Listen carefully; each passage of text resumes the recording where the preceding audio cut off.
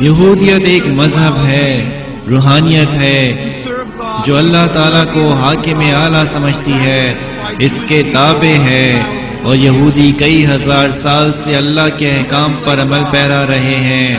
عبرانی زبان میں ہم کہتے ہیں کہ اللہ تعالیٰ مہربان ہے، اسی طرح انسان کو دوسروں کے لیے مہربان ہونا چاہیے۔ صہیونیت نے یہودیت کو تبدیل کر کے ایک نیا نظریہ بنا دیا ہے۔ یہ تو بالکل مختلف نظریہ ہے جسے قوم پرستی کہا جا سکتا ہے، اور یہودیوں کو عالمی برادری میں قابل فخر نسل بنانا چاہتا ہے، اور خدا کو درمیان سے خارج کر دیا گیا ہے۔ یہودیت کئی ہزار سال سے یہودی عوام کا مذہب ہے جو اللہ سے ڈرتے ہیں۔ صہیونیزم صرف 100 سال پرانا نظریہ ہے جسے سیکولر یہودیوں نے پروان چڑھایا ہے۔ اس نظریے کا پرچار کرنے والے تھیوڈور ہرزل جیسے لوگ ہیں جو مذہب سے نفرت کرتے تھے۔ یہ لوگ اپنی کمیونٹی کی نظروں میں عزت و تکریم کے حصول کے لیے بھی کوشاں تھے، اس لیے انہوں نے یہودی مذہب کی نئی تشریح کر دی اور صہیونیت کو فروغ دیا۔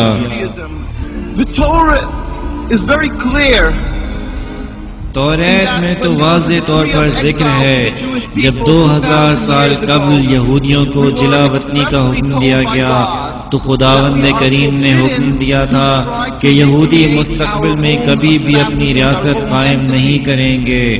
ہمیں تو غیر آباد زمین پر بھی ریاست کے قیام سے منع کیا گیا تھا۔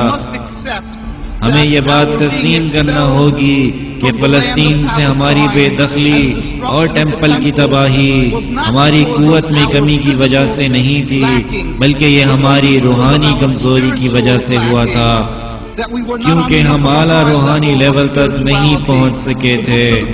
پیغمبروں کی کتابیں موجود ہیں، کوئی بھی انہیں پڑھ سکتا ہے۔ ہم اللہ سے دعا کرتے ہیں کہ وہ ایک دن پوری یہودی قوم کی جلا وطنی کو ختم کر دے گا۔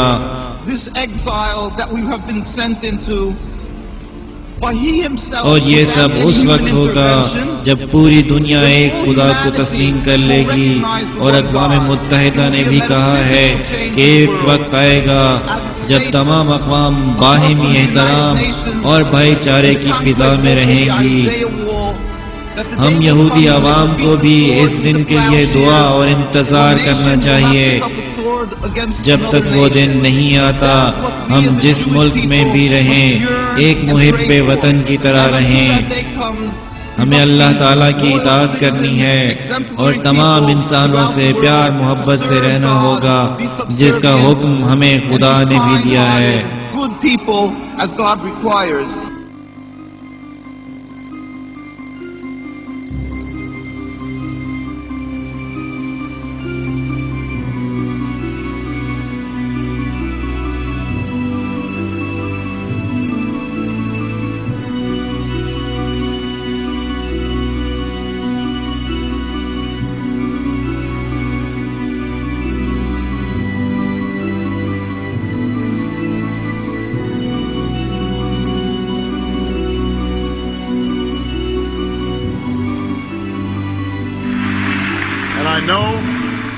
میں جانتا ہوں کہ جب میں اے پیک کا دورہ کرتا ہوں تو میں بہت اچھے دوستوں کے درمیان ہوتا ہوں، وہ دوست جو ہمارے وعدوں کو جانتے ہیں، انہیں علم ہے کہ اسرائیل اور امریکہ کے درمیان تعلق آج بھی اٹوٹ ہے، کل بھی اٹوٹ ہوگا اور ہمیشہ اٹوٹ رہے گا۔ مجھے فخر ہے کہ ہمارے ملک کی تمام بڑی پارٹیوں میں اسرائیل کی حمایت کے لیے اتفاق رائے موجود ہے۔ اسرائیل کے ساتھ ہمارا مفاد مشترکہ ہے، ہماری اقدار مشترک ہے۔ جو اسرائیل کے لیے خطرہ ہے وہ ہمارے لیے بھی خطرہ ہے۔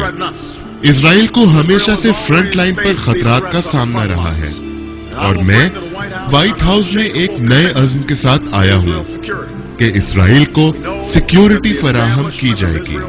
ہم جانتے ہیں کہ اسرائیل کا قیام صحیح اور ضروری تھا، اور صدیوں کی جدوجہد کے بعد حاصل کیا گیا۔ اب 60 برسوں کے بعد ہمیں اپنی حمایت کو برقرار رکھنا ہے اور کبھی متزلزل نہیں ہونا، اور میں بطور امریکی صدر اسرائیل کی سیکیورٹی کے حوالے سے کبھی کوئی سمجھوتا نہیں کروں گا۔ نئی مغربی تہذیب میں ایک عجیب بات ہے، میں اس کو انتہائی چیز سمجھتا ہوں۔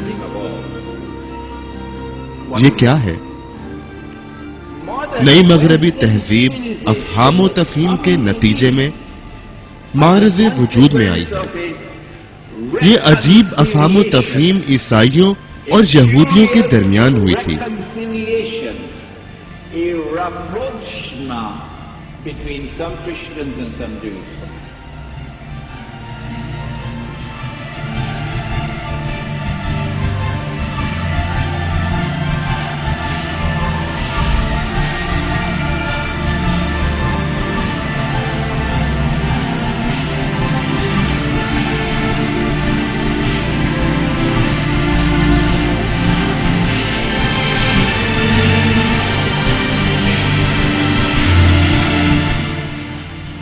اور عجیب و غریب امر یہ ہے کہ دنیا نے پہلی دفعہ دیکھا ہے کہ ماڈرن ویسٹرن تہذیب میں یہودی عیسائی الائنس قائم کی گئی۔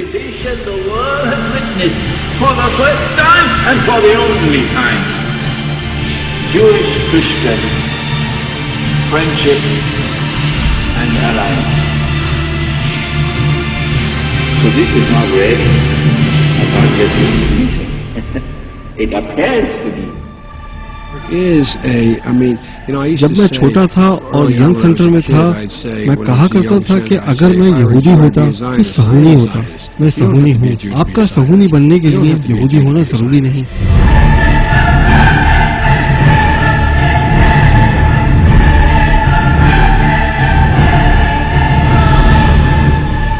یہ نئی مغربی تہذیب ہی تھی جس نے یہودیوں کی مقدس سرزمین پر واپسی کو یقینی بنایا۔ ان کے بغیر یہ واقعہ ممکن نہیں تھا۔ یہ نئی مغربی تہذیب ہی ہے جس نے اسرائیلی ریاست قائم کی ہے۔ یہ یورپی لوگ تھے، یہ مشرقی یہودی ہرگز نہیں تھے۔ جب برطانیہ نے بطور مڈ وائف اسرائیلی ریاست کو 1948 میں دنیا میں لانے کا اہم رول ادا کیا تو اس کی پیدائش کے صرف 11 منٹ کے بعد امریکہ نے اسرائیلی ریاست کو تسلیم کر لیا تھا۔